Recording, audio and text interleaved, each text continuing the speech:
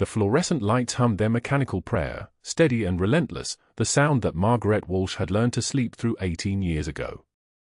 Cedar Creek VA Medical Center in Denver sprawled across 4 city blocks like a beast recovering from surgery, all tile floors and antiseptic smell cutting through recycled air that tasted like copper and old coffee. It was 7:36 a.m. She knew this because she always knew the exact time. Situational awareness. Habit. She stood in front of the vending machine on the 3rd floor, critical care wing, watching dollar bills disappear into the slot. The machine accepted them with a mechanical hiccup. Her hands were steady. They had been steady through worse than a vending machine that sometimes jammed on Wednesdays. The coffee cup dropped. She retrieved it without hurrying, without the tremor that most nurses her age developed from overnight shifts and standing for 12 hours on floors that never forgave you. That's when Dr. Richard Mercer noticed her, though he wouldn't remember noticing her. She was the kind of woman people looked through, not at. Late 30s, maybe older, the grey streaking her pulled-back hair suggested someone who'd stopped fighting certain things. Faded scrubs, the color of surgical tape that had been through too many washings. No jewelry except a name badge that she kept turned inward, as if the letters mattered less than the credential. She wore her exhaustion like camouflage, invisible in plain sight. Mercer stood near the nurse's station, expensive Italian shoes clicking against linoleum like a countdown. His watch cost more than Margaret's car, a Rolex Submariner, the kind that whispered old money and medical school loans paid off in the 90s when things were simpler. He was talking to 2 residents, his voice carrying the particular timbre of a man accustomed to being listened to without interruption. "Make sure the real nurses handle room 347, he said, the words dropping into the hallway like stones into still water. "Can't risk our national hero with the help. Nursing school dropouts with fake references shouldn't be trusted with anything sharper than bedpans. We have standards here." The 2 residents smiled the way junior doctors smile when they're trying to remember how to climb the ladder their seniors are standing on. They nodded. One of them glanced at Margaret, who was still holding her coffee cup. Standard procedure. The look was designed to make her flinch, to register the insult, to show that the message had landed. She was walking past them by then, moving with the economic precision of someone who'd learned that wasted motion was wasted oxygen. No hesitation. No pause. No adjustment of trajectory. She simply continued toward the medication room, toward the shift that was waiting for her, toward the patients who would press their call buttons and receive her presence like something they'd learned not to expect from the world. Her jaw tightened. Just barely. Just enough that someone standing close enough might have noticed. But Mercer wasn't standing close enough, and Margaret had learned a very long time ago that most people weren't looking carefully enough anyway.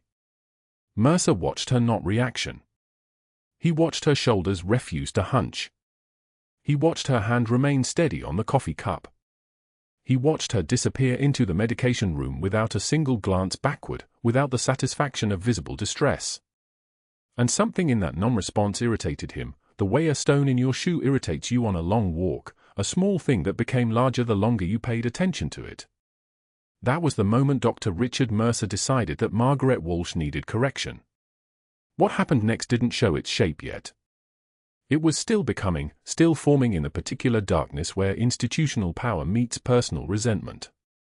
Mercer had access to things, administrative channels, department heads who returned his calls immediately, a fraternity brother in human resources who remembered the favors that had accumulated over decades.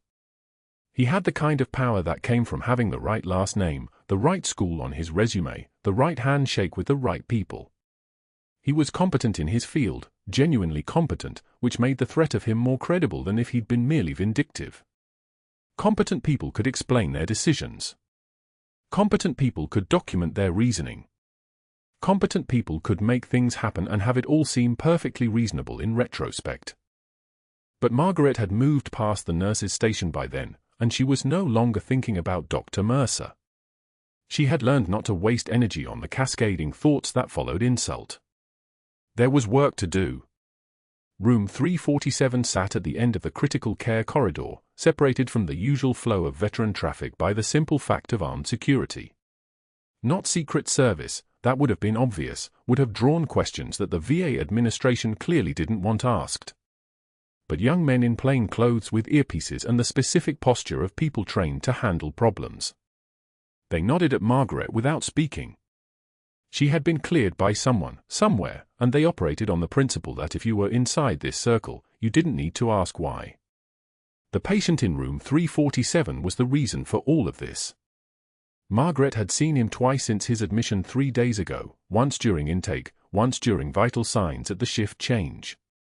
He was unconscious more than not, medication-induced, though the official paperwork said nothing about why. The chart was almost completely redacted. She'd seen classified documents before, though not in a hospital. The pages looked like they'd been through a photocopier that had eaten whole sections of information. Rank, Army Ranger Lieutenant Colonel. Name, removed. Duty station, removed. Reason for hospitalization, removed. The medical students whispered about him in the break room. The security, the redactions, the way administrators moved around his room like pilots calculating wind shear. National asset, one resident had said. Another had countered, he's just a guy with a hole in his chest. But the way they'd looked away from the matter-of-fact statement suggested they'd absorbed the hierarchy of the hospital, the way certain patients mattered more than others, even when everyone was theoretically bound by the same code to keep everyone alive. Margaret stood in the medication room and allowed herself 3 seconds to remember that she had decided not to care about hierarchies anymore. The folded flag was in her locker. She had checked it that morning like she checked it every morning, a habit so ingrained it no longer registered as unusual. Shadow box, triangle of white background, stars catching whatever light found the metal hinge. 67 in a triangle pointing the way home. The flag had come with a letter from the army. The letter had come with an official notification of death. The notification had come with the particular silence that follows the moment you understand your child is not coming home. That was 2004. It was still 2004 in her locker, would always be 2004 in her locker, even though it was now 2023 and people carried computers in their pockets and nobody asked questions about the scars anymore. She opened the medication cart and began the work of preparing the doses for her shift. The bottles clicked into place with satisfying specificity. Metoprolol. Lisinopril. Simvastatin. The small rituals of keeping people alive. The work that happened in the background, that nobody attributed to anything except nurse duties, the way you might say janitor duties about the person keeping the floors clean. Her hands moved. Muscle memory. 18 years of this particular motion, the click of the cap, the small sound of the bottle being replaced, the way your brain began to calculate the next patient before you'd even finished with the current one.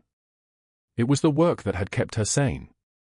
The work that had saved her life twice, once from despair, once from the impulse to walk back into the world she'd left in 2004. She was heading toward the ICU corridor when someone called her name. Margaret. Not a shout. Not a demand. Just a voice from the direction of room 347, filtered through the open doorway where the security detail stood like statues. Margaret, I need you. She didn't recognize the voice. She went toward it anyway, the medication cart rolling smoothly beneath her hands, steady as a surgical laser. The man in room 347 was awake now, eyes tracking, hand pressing the call button with the kind of urgency that came from recognizing something the body recognized before the conscious mind could catch up. She was moving into the room when she saw his face clearly for the first time. Brown eyes, scarred face, a long thin line running from temple to jaw like someone had learned to live with pain by making it part of their appearance. The rank insignia on the wall chart suddenly meant something different. The classified paperwork suddenly meant something different. Lieutenant Colonel Torres, she said. It wasn't a question. He was staring at her the way people stare when their history has just walked into the room wearing scrubs. His jaw moved. He closed his eyes. When he opened them again, there was something like recognition, something like understanding, something like the weight of a very specific past suddenly becoming present again. Valkyrie, he whispered. It was the kind of word that should have meant nothing, that meant everything. Captain, you never told me you were alive. The monitor beside his bed beeped its steady rhythm, the sound like a heartbeat made mechanical, made reliable, made into something that wouldn't fail you if you kept watching it closely enough. Margaret's hand didn't shake. Her face didn't change. She was very, very good at that. What he'd said next would change the shape of everything. But in that single moment before his words cascaded through the room and triggered the cascade that would follow, Margaret Walsh stood absolutely still, her hands gripping the medication cart, and understood that the past she'd spent 19 years trying to bury had just woken up in room 347. And that wasn't even the worst part. The conference room smelled like industrial carpet cleaner and chalk dust. 20 medical students sat in tiered seating, their laptops open, their pens poised, their attention fixed on the projection screen where Margaret's handwriting appeared in clinical precision, vitals logged to the nearest tenth, medication reconciliation completed in her careful print, wound assessments that noted not just measurements but patient tolerance, pain level, drainage character. Dr. Mercer stood at the podium with a laser pointer in his hand and contempt in his voice. "This is what happens when we lower our hiring standards," he said, circling one of her entries with the red dot. The beam moved across her documentation like an accusation. "See here, she documented a respiratory rate change I hadn't ordered monitored. Nurses who think their diagnosticians are dangerous." Margaret sat in the back row, required to attend as the primary nurse for room 347. Her hands rested flat on her lap. Her face was stone. She didn't blink. Didn't shift. The air conditioning hummed its metallic breath across the room. "Walsh here thinks 3 months of online certification makes her qualified for critical care." Mercer's voice rose, carrying the satisfaction of a man performing dominance for an audience. "The veteran patients respect her because she coddles them with that folksy bedside manner. Competence requires credentials, not personality." A resident in the third row whispered something to another. They both looked back at her. One smiled. Margaret took notes on the medical updates being discussed, real clinical information that she would need for the afternoon assessment. Her pen moved steadily. Her breathing stayed level. She might have been transcribing a grocery list. Inside her chest, something was moving at speed, but her hands knew better than to show it. Discipline. Muscle memory. The kind of control that doesn't crack under pressure because it was forged in places where cracking meant people died. When the grand rounds ended 45 minutes later, she stood with the other nurses and walked out without making eye contact with Mercer.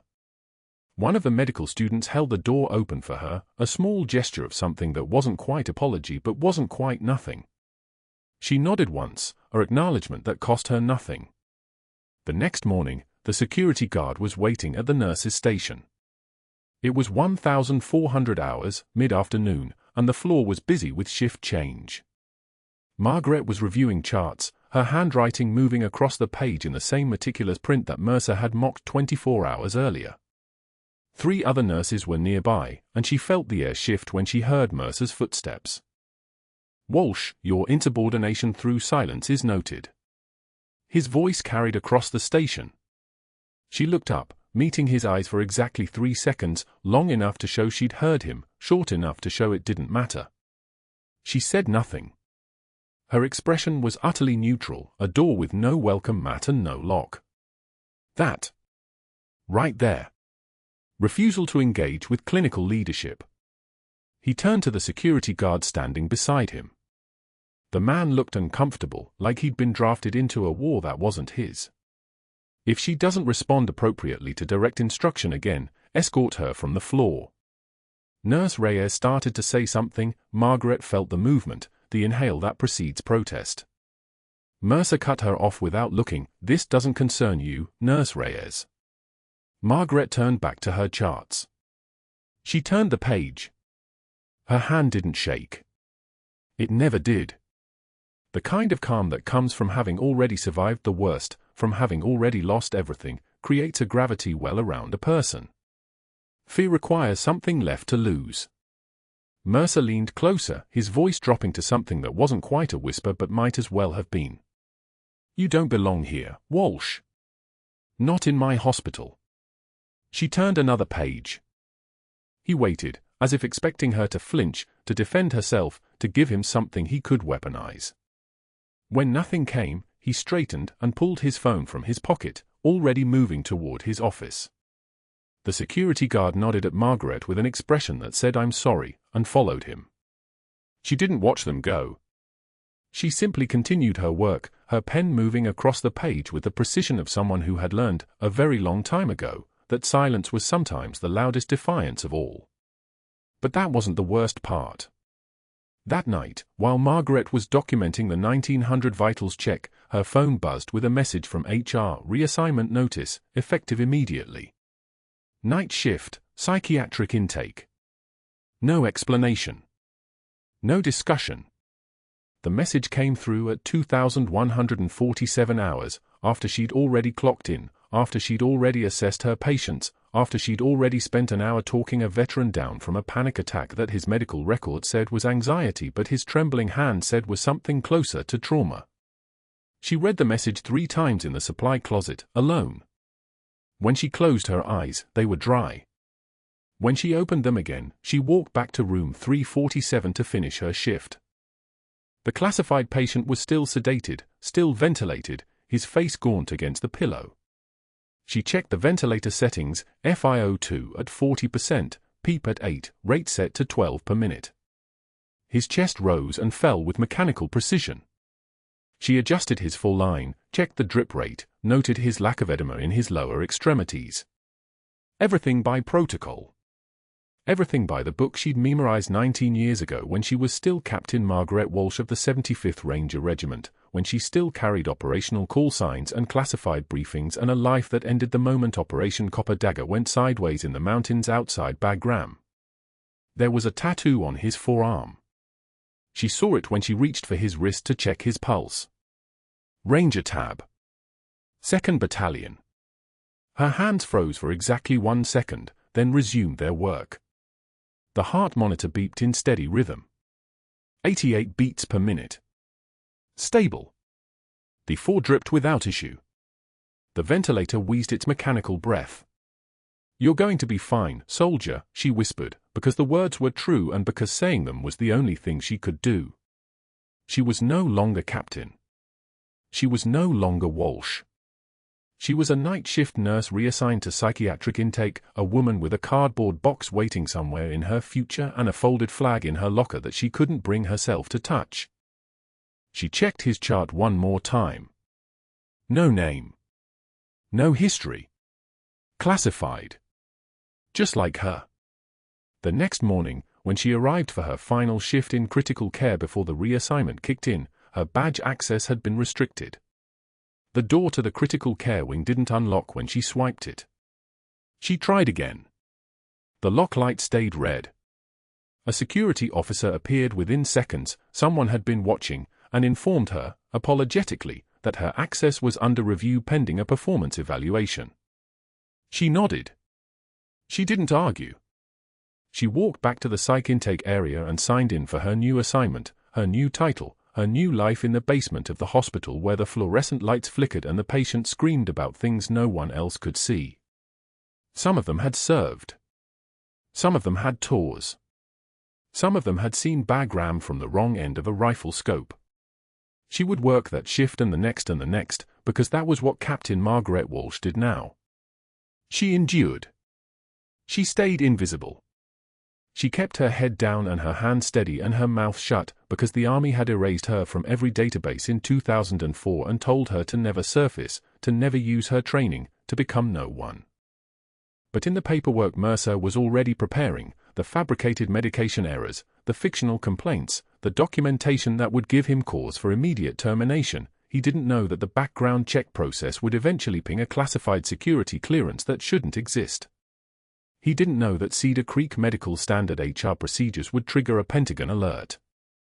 He didn't know that in exactly 72 hours, she would be standing at a bus stop in the rain with a cardboard box balanced on her hip, watching water drip onto a cracked mug and a dying succulent and a photograph of Danny in his dress uniform, the folded flag still in her locker because she couldn't bring herself to carry it.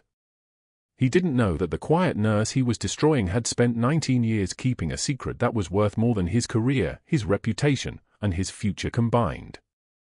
Room 347 sat at the end of the corridor where afternoon light turned the linoleum the color of old brass. Margaret pushed the vitals cart forward, her shoes making that soft whisper against the tile that meant the day was still running on schedule, still orderly, still controllable. The clock on the wall read 2:34 p.m. Wednesday. Staffing was thin. She'd noticed it that morning, 2 residents calling out, the surgical wing operating with half its usual support, the kind of day that made her hyper-aware of exits and supply locations. Torres was awake. That was the first thing she registered when she entered the room. He'd been extubated that morning, breathing on his own since 900 hours, his charts reading stable across every metric. His dark eyes tracked her movement across the threshold. Scarred hands, she noted, the hands of someone who'd held things that mattered. He lay propped at 45 degrees, his hospital gown sitting loosely on shoulders that suggested a man built for carrying weight. "I'm Margaret," she said, moving to the monitors. Standard greeting. Professional distance. "Your nurse today." His voice came out rough, abraded from the breathing tube. "You remind me of someone." She didn't pause in her work. Pulse ox clipped to his index finger. Blood pressure cuff settling around his bicep with that soft hiss of Velcro. Her hands moved through the sequence without thought, 23 years of muscle memory layered on top of older muscle memory, the kind you never quite shed even when you spent 19 years trying not to use it. "Get this a lot?" she asked. He was still studying her face, his expression caught between recognition and exhaustion. "Not like this." But that wasn't the worst part. Because 3 minutes into the routine check, as Margaret was documenting his morning labs, his breathing changed. Not gradually. Not the slow decline she would have time to manage. Changed like a light switch. His oxygen saturation dropped from 98 to 94 in what felt like a single heartbeat. 91. 88. His hand came up to his chest. The movement was jerky, panicked, a stark contrast to the controlled stillness she'd witnessed in wounded soldiers who understood what their bodies were telling them. "I can't," his voice cracked. "Something's wrong." Margaret's hand hit the code button before her conscious mind finished processing the numbers. The blue emergency light began its mute rotation. She grabbed the stethoscope from around her neck, pressed it to his right chest wall. Absent breath sounds. Complete absence. His left side was moving air, but the right was silent as a crypt. Tension pneumothorax. Or pulmonary embolism causing cardiovascular collapse. Maybe both. His blood pressure was already tanking, the monitors showing 90/60, then 80/50 in the space of her next breath. His lips were taking on that blue-gray tint, the color of something dying. "Stay with me, Colonel." She wasn't sure how she'd known the rank. Something in the way he carried himself, even unconscious, even coded. The code team was 2 minutes out. The VA was understaffed on Wednesdays. 2 minutes was forever in cardiac arrest. 2 minutes was the difference between brain damage and recovery, between recovery and death. Margaret made the calculation in 3 seconds. Not a decision, really. Just a recognition of what the moment required. She pulled the crash cart with a force that sent it rolling. Found the 14-gauge needle in the emergency kit, the needle that would punch through skin and muscle and into the pleural space where air had no business being.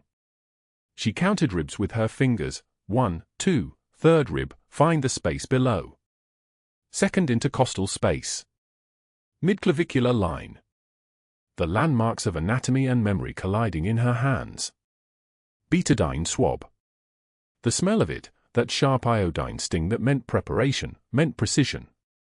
Torres's eyes were rolling back now, his consciousness sliding into nothing. Margaret's hands moved with the terrifying fluid precision of someone who'd done this before in conditions so much worse, no sterile field, incoming fire, a soldier's life measured in seconds before shock took him. The needle went in. The hiss of air escaping was instantaneous. That distinctive sound of pressure releasing, of a system rebalancing itself. Survival sound. Torres gasped, his body jerking slightly as oxygen reached his brain again. His heart rate on the monitor stabilized at 110. Not good. Not home. But moving in the direction of living instead of dying. Margaret began bagging him with manual oxygen. Squeeze. Release. Squeeze. The rhythm of keeping someone alive by hand, by will, by the mechanical repetition of breath. She'd done this in the dust outside Bagram when the incoming round had punched through a soldier's ribs and his lung had collapsed like a failed tent. She'd done this when there was no hospital, no code team, no surgical suite waiting at the end of the process. 2 residents burst through the door. Both of them froze when they saw the needle in Torres's chest. Young. Maybe 3 years into their training. The kind of freeze that came from seeing the impossible, a nurse performing an invasive procedure, crossing a line that in their understanding should never be crossed. Margaret didn't look up from the bagging. Tension pneumo, decompressed, pressure recovering, she reported, her voice carrying the flat authority of someone stating facts. He's been down approximately 2 minutes. Left side breathing, sinus rhythm on monitor, BP holding at 82 systolic. The surgical team arrived 30 seconds later. They moved with the choreographed efficiency of people who knew what they were doing, who'd rehearsed crisis enough times that crisis became routine. They had the chest tube placement equipment ready, the portable X-ray machine, the kind of organized response that only happened in facilities with resources. They took Torres, moving him onto a stretcher with the kind of speed that suggested they understood they were working against a clock that had already been running. Dr. Mercer arrived as they were moving toward the elevator. His eyes took in the scene, the needle kit on the floor, Torres's blood on Margaret's gloves, the resident still standing in the middle of the room looking like they'd seen something they couldn't quite categorize. His face did something complicated. Not fear. Not respect. Something colder than that. He pulled her into the hallway once the surgical team and Torres had disappeared through the elevator doors. The corridor was emptier now, the afternoon light hitting the walls at an angle that made everything look slightly muted, slightly less real. You just performed an invasive procedure without physician authorization, he said. His voice was very quiet. The quiet of someone whose anger had moved past volume into something more dangerous. You pushed a needle into a patient's chest without a doctor present. Margaret peeled off her gloves, dropped them into the biohazard container. The movement was deliberate. Steady. He was coding. His oxygen saturation was 88. His pressure was dropping. The code team was 2 minutes out. You overstepped. Massively. He was already pulling his phone out.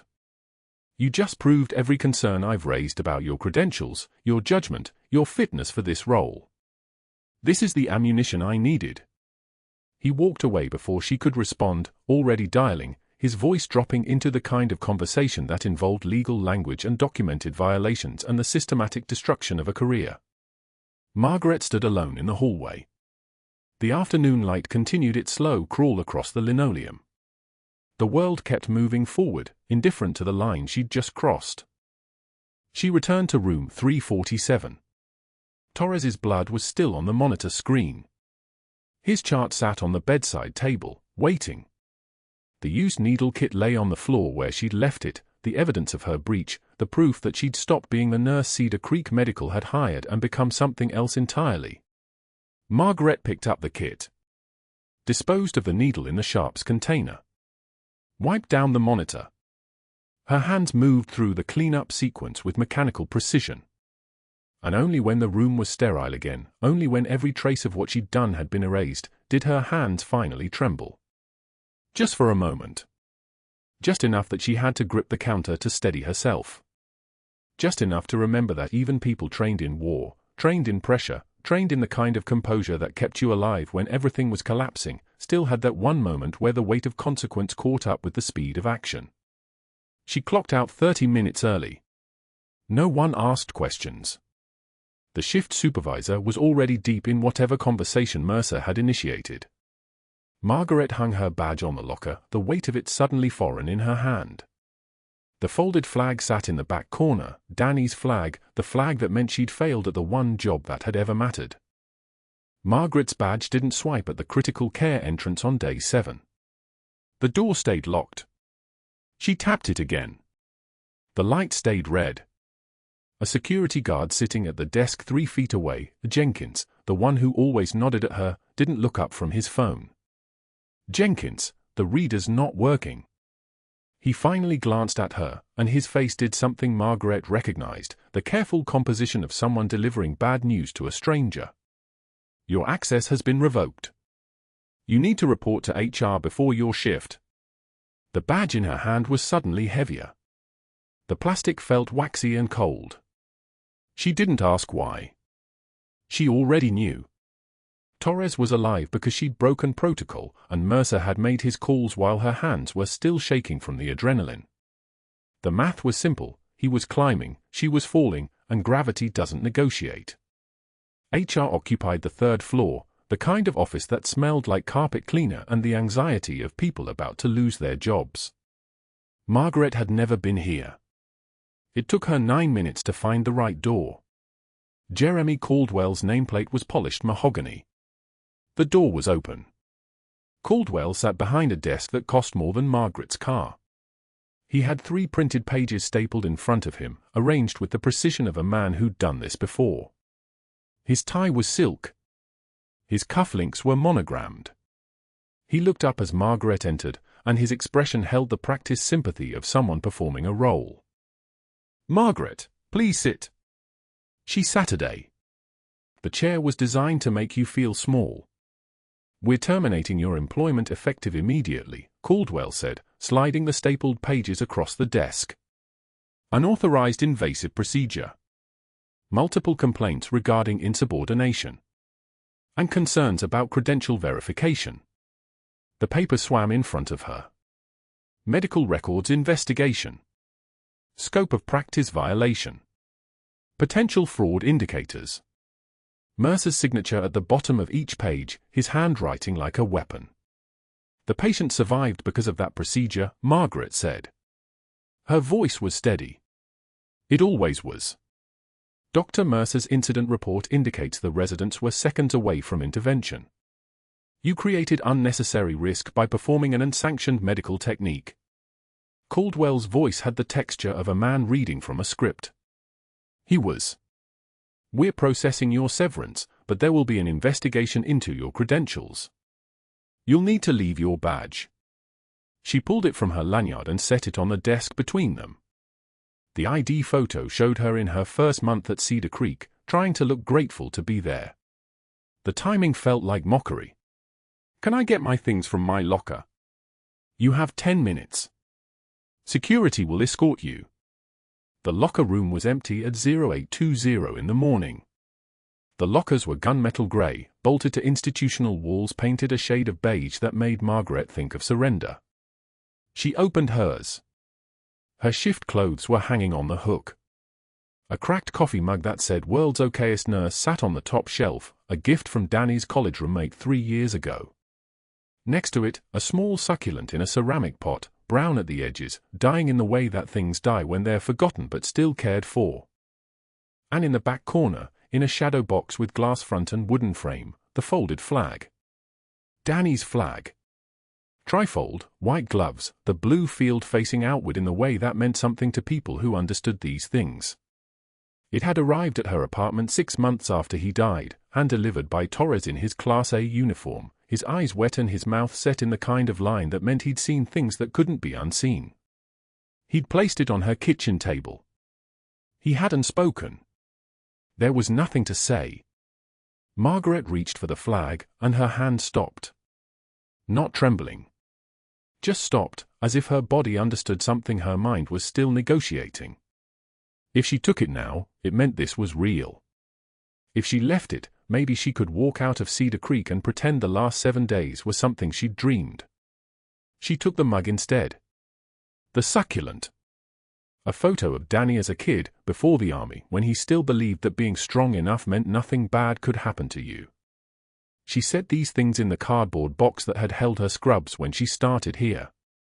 The box was thin and getting soggy from something, rain from outside, or sweat from her hands, or the general dampness of things ending. The flag stayed in the shadow box. She didn't have the strength to take it.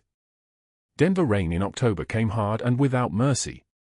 By 1700, Margaret was standing at a bus stop on Federal Boulevard, the cardboard box balanced on her hip like a child she'd failed to protect. Rain soaked through the top layer. Droplets ran down the side of the mug. The succulent pot was darkening, the soil inside drinking the sky. Danny's photograph slid inside its plastic sleeve, his smile distorting under the water beading on the surface. She was still in her scrubs. She'd forgotten to change. The blue fabric was darkening, getting heavy with wet. Her shoes, those same Dansko clogs that had carried her through 10,000 shifts, squeaked against the concrete when she shifted her weight. A bus passed without stopping. Wrong route. The sky was charcoal gray, the kind of gray that makes you understand why people moved south. Another bus came through the rain like something that didn't believe in obstacles. Its doors hissed open. The driver looked at her, waiting. Margaret didn't move to signal. She wasn't sure where she was going anyway. 2 blocks away, in his office at Cedar Creek, Dr. Mercer was completing the final calculations of his strategic assault. The incident report was filed. The HR coordinator had sent his incident documentation with the right kind of language: scope violation, credential concerns, patient safety risk. Caldwell had already approved the termination. The reassignment to night shift psych intake was already in the system, though it hardly mattered now. Margaret Walsh was gone. Her access was revoked. Her file was flagged for investigation. Her employment was terminated. She was institutionally disappeared. He felt the way a surgeon must feel after a clean extraction: the target removed, the bleeding controlled, the situation resolved through competent application of existing systems.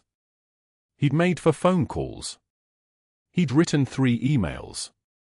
He'd used channels designed to protect people like him, and they'd worked exactly as they always did. He hung up his office phone, the cord coiled around his hand like a mechanism of control. By day 10, Margaret Walsh's file had triggered something that nobody at Cedar Creek knew how to handle. It wasn't supposed to exist. The background check for severance processing was supposed to be routine: Social Security verification, no outstanding debts confirmation, final paycheck processing. Instead, the system flagged a classified security clearance marked Yankee White, the kind that only appeared in files that shouldn't be opened by people like the ones who'd opened it. The administrative conference room at Cedar Creek VA occupies the east wing, with windows overlooking the parking lot and Denver stretched beyond it like a promise nobody was keeping. Dr. Mercer sat at the head of the table, his posture suggesting this was already resolved. Caldwell was beside him. The hospital attorney, a thin woman named Richardson, was taking notes with the efficiency of someone building a paper trail. This was supposed to be routine. 15 minutes. Margaret Walsh was already gone. The question was just whether she'd try to fight the termination or accept it quietly, which meant either no lawyer or a legal aid lawyer, which meant no real resistance. The door opened. 2 officers entered in dress uniform without knocking. The kind of entrance that changes the air pressure in a room. Marine Colonel James Vance. Army Lieutenant Sarah Park. They didn't introduce themselves. They didn't need to. "This hearing is suspended," Vance said. His voice had the quality of a tank idling in a garage: steady, powerful, impossible to ignore. "We need access to personnel file 2847 Walsh immediately." Caldwell's hand moved automatically. The file slid across the table. Vance flipped through, stopped on a page, showed it to Park. Park made a phone call, stepped into the hallway, left the door open. The 3 Cedar Creek employees could hear her voice, tight and official: "Yes, sir." "Found her. Terminated 72 hours ago." "Yes, sir." "Understood." Mercer shifted in his chair, a movement that was supposed to suggest he was in control of this situation. "Gentlemen, I'm not sure what jurisdiction. Is Lieutenant Colonel Torres stable enough for questioning?" Vance interrupted. "Not a question. The attorney, room 347. He's in recovery, conscious as of this morning. Bring him here. Now. Torres arrived in a wheelchair at 10:30, pushed by a nurse Margaret had worked with for 2 years. His chest was wrapped in bandages. The chest tube was still in place, connected to a bulbous collection chamber that held the evidence of internal bleeding that had stopped. His face was the color of old paper. The stitches along his ribs were precise and competent. Margaret would have approved of Mercer's surgical work if she'd approved of anything Mercer did anymore. He saw the file on the table before his eyes found anything else. His gaze locked on the photograph clipped inside. Margaret's ID photo from Cedar Creek. His breathing changed. The monitors he wasn't hooked to would have alarmed. Valkyrie, he whispered. Not a name. An accusation. A recognition. A revelation he hadn't known was coming. The silence in the room became a physical thing. Say again, Colonel, Vance said. Torres's voice strengthened, the way a man's voice does when he's accessing something deeper than pain. Captain. You never told me. After Danny's funeral, after we shipped his body back, you never told me it was you. I'd see you in the hallway and I thought. He stopped. I knew something. Some kind of recognition my body remembered before my brain could catch up. Mercer leaned forward, his voice sharp with the beginning of understanding he didn't want to have. Captain? She's a nurse with credential violations, Anne. Vance held up a hand. His other hand held a document, thick with official seals. He read it like a man reading a verdict. Margaret Elizabeth Walsh. Captain, United States Army Medical Corps. Assigned to Forward Surgical Team Bravo, Bagram Airfield, 2003 to 2004. Park re-entered with a laptop, pulled up a citation, projected it on the wall. Park's voice was steady, reciting documented history. Silver Star for Valor. During a siege on FOB Kamdesh, Captain Walsh's surgical unit came under sustained fire. She maintained a field hospital under bombardment for 11 hours, performing emergency thoracotomy with improvised instruments when supplies were destroyed. 7 soldiers survived who wouldn't have. She held that position until medevac arrived, then covered the evacuation with her sidearm. Mercer's mouth was open. The door opened again. General Patricia Hartwell walked through it like she owned the building and had decided to let the rest of them stand in it. 2 stars on her shoulders. Command presence that made the room's oxygen feel rationed. She walked past Mercer without acknowledgement, stopped in front of the empty chair where Margaret should have been sitting, and saluted it. Not a casual salute. A full, formal salute, right hand raised, spine straight, the kind of salute reserved for fallen comrades and decorated combat veterans. Captain Walsh was awarded the Silver Star, Hartwell said. Bronze Star with Valor. 2 Purple Hearts. She doesn't wear them because officially, she doesn't exist. Mercer's voice was rising, losing the smooth control it had carried at the beginning of this conversation. This is absurd. There are protocols, proper channels. If she had these credentials, why would she work as a floor nurse? Why hide? Hartwell turned to him. Her eyes were the color of ammunition. Because we ordered her to. Operation Copper Dagger went sideways in 2004. Intelligence assets were compromised. Captain Walsh was declared KIA to protect the mission. Her records were sealed under executive order. She was told to disappear. To never surface. To never use her training in any official capacity. Vance added, his voice like concrete, codename Valkyrie. She's been on a federal do not contact list for 19 years. Caldwell was barely audible. She saved Torres's life 3 days ago with a needle decompression. Torres nodded. I watched her work. I knew something was. I couldn't place it. But her hands. He looked at Hartwell. Her hands moved the way a surgeon's hands move. The way Captain's hands moved in Bagram. Hartwell's jaw tightened. Where is Captain Walsh now? We terminated her employment 72 hours ago, Caldwell said. The silence that followed had weight. It had velocity. It had the quality of a catastrophe already in motion, now unstoppable. Hartwell's eyes closed. When they opened, they were looking at Mercer with something close to fury. You fired a decorated combat veteran for saving a patient's life. Mercer tried to reconstruct his argument, his evidence, his justification. The words kept breaking apart. We had documented performance issues, insubordination, credential concerns. Vance opened his phone. He swiped. He turned the screen.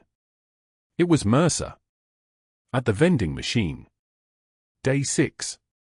His voice loud and clear and recorded, his hand on Margaret's shoulder, his words falling into the archive of human cruelty like rocks into still water. Nursing school dropouts with fake references shouldn't be trusted with anything sharper than bedpans.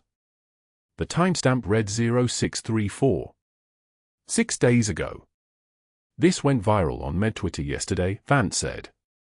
47,000 shares. Dr. Patricia Vaughan, your former mentor from medical school, posted a response that's been retweeted 23,000 times. Want to see it? Mercer didn't answer. Hartwell made a phone call. She didn't look away from Mercer while she did it. Find Captain Walsh. Now. Full protection detail. And somebody tell me why my best field surgeon was working a night shift in a VA hospital as a floor nurse without my knowledge. The dial tone was probably the loudest sound in the room. The Pentagon alert hit Cedar Creek Medical's background check system at 0847 on day 10, routed through 3 federal databases before landing on HR Director Patricia Summit's desk. She called the Chief of Staff immediately.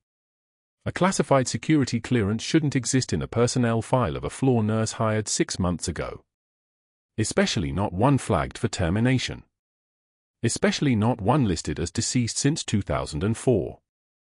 By 0930, 2 Army officers in dress uniforms were walking through the main lobby. Not recruiters. Not benefits representatives. These were investigators with the bearing of men who moved through classified spaces as a matter of routine. They requested Dr. Richard Mercer's administrative hearing be moved up. They requested Margaret Walsh's presence. They didn't request it twice. The Chief of Staff's conference room at 1100 felt smaller than it should have. Mercer sat at the head of the table, his attorney beside him, papers spread in front of him documenting Margaret's protocol violations and her expedited termination for cause. Margaret sat across from him, Chief Nursing Officer Dr. Raymond Okafor at her side, though she didn't appear to need assistance.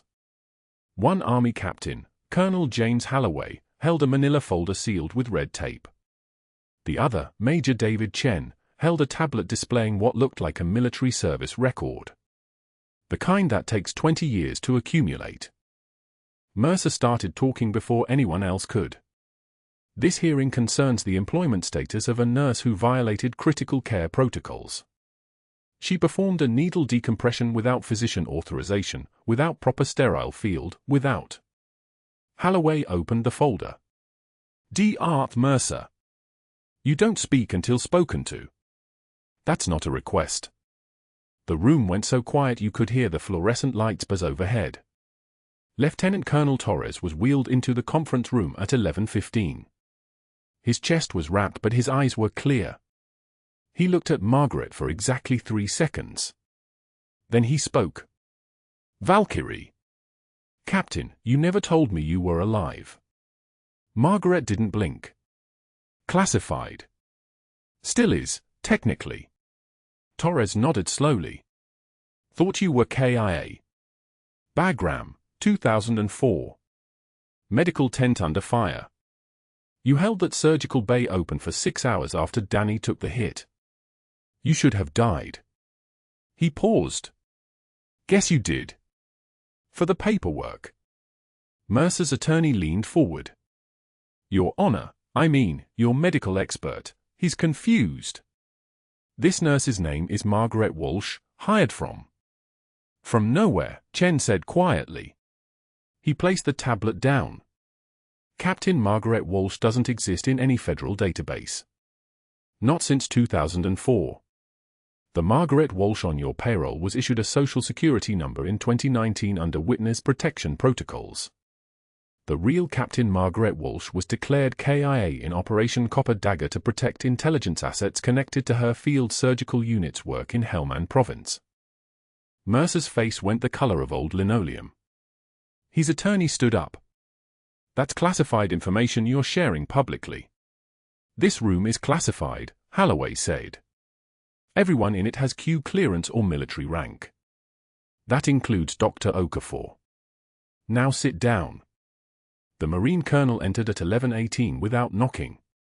He wore 4 stars on his shoulder boards and moved like a man who'd stopped asking permission in 1987.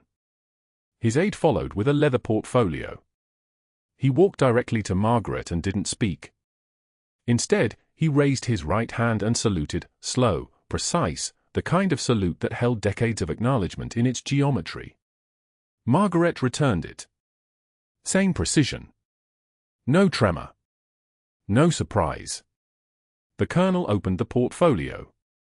His voice was the sound of a helicopter landing on a rooftop, impossible to interrupt once it started.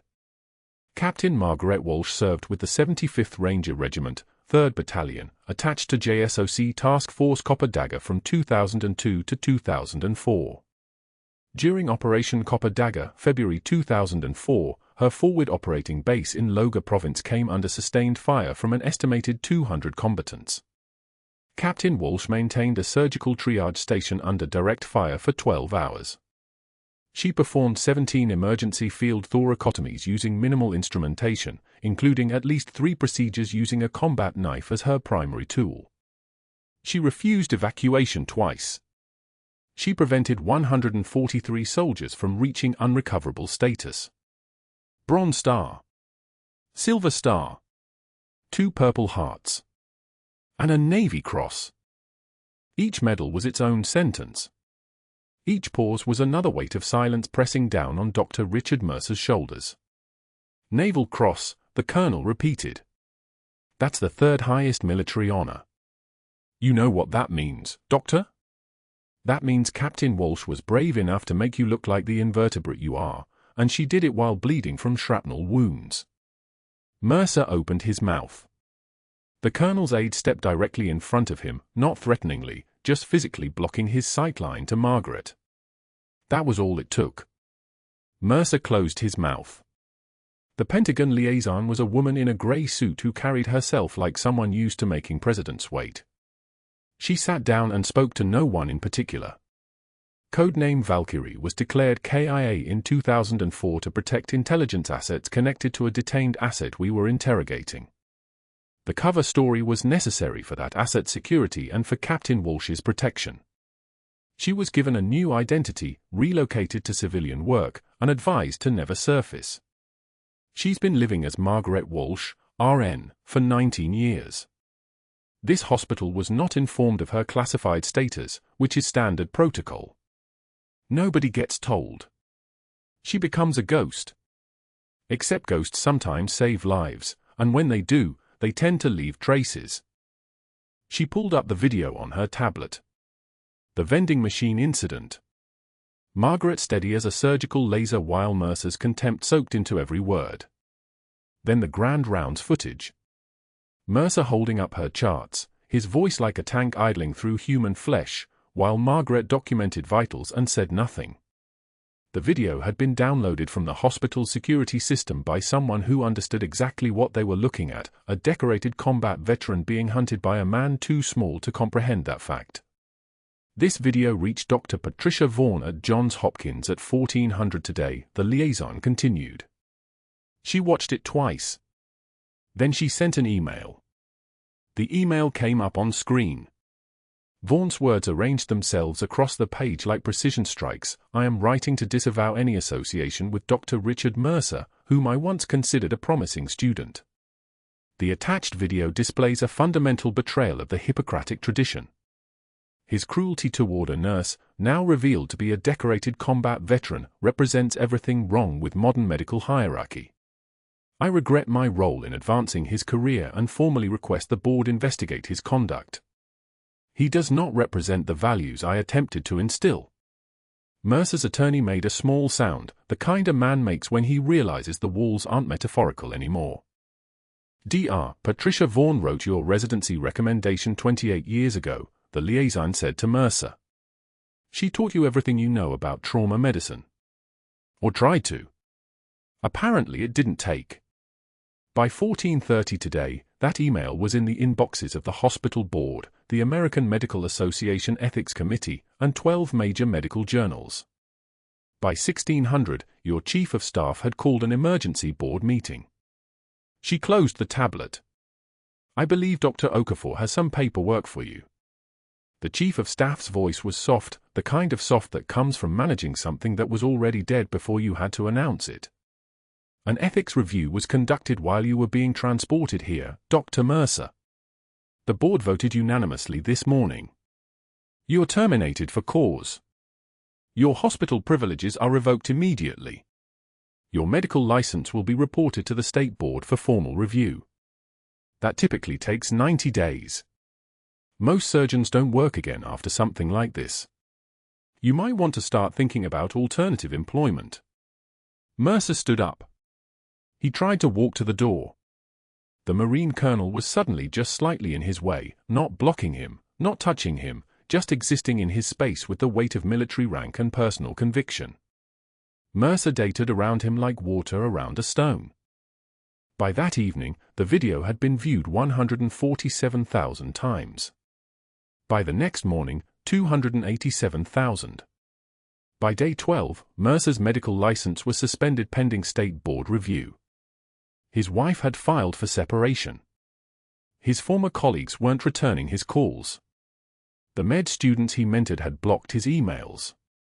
He was home, alone in his office with a framed photo of him and Dr. Vaughan at his residency graduation face down on the desk, his hands shaking as he held his medical license, wondering exactly when he'd lost the ability to recognize the people around him.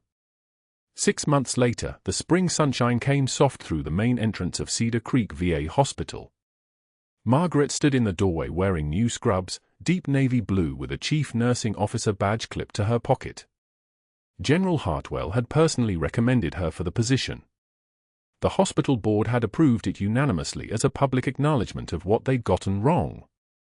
Under her left arm, a shadow box with Danny's folded flag, cleaned and polished by someone who understood its weight. In her right hand, a handwritten letter from Torres, 3 pages detailing how Captain Margaret Walsh saved his life twice, once in Bagram under fire, once in room 347 when her hands remembered what her file couldn't say. A dented white medical supply van pulled into the service entrance, rust blooming on the wheel wells. The driver climbed out slowly. Dr. Richard Mercer, moving now with the posture of a man who'd been recalibrated by consequence. He wore a company polo shirt untucked and carried a clipboard in shaking hands. This was all the medical work he could find after his license suspension, delivering surgical gloves and 4 kits, the infrastructure of medicine he'd no longer be allowed to practice. He glanced toward the main entrance and froze. Margaret stood there, 40 yards away, watching him. Not with anger. Not with triumph. With that same unreadable calm that he'd spent 6 months trying to crack and failed to break even once. Their eyes met for exactly 3 seconds. His clipboard slipped from his fingers, clattering on the pavement. He bent to retrieve it, and when he straightened, she was still there. Still watching. A veteran in a wheelchair rolled past Margaret and saluted her. She returned it, crisp, precise, the kind of military bearing that can't be learned in nursing school. Mercer loaded his dolly with boxes, avoided her gaze, hurried toward the service door like a man trying to outrun physics. Margaret turned and walked inside, where Torres was waiting in the lobby for a follow-up appointment, his chest healed, his color back. He saw the flag under her arm and his eyes went soft. Danny would be proud, Captain. He'd probably make fun of me for going back to work. They shared a small smile. Margaret adjusted the flag against her side and headed toward the elevator. The morning shift was starting. The ICU nurse staff looked up as she entered, and something shifted in their posture, the subtle realignment that happens when you're in the same room with someone whose quiet competence turns out to have been forged in actual fire. Because sometimes the bravest warriors carry stethoscopes, not guns. Like and subscribe if you appreciate hardworking people who don't get the credit they deserve. Comment and tell us what you did for a living, or what you do now. Let's get into it.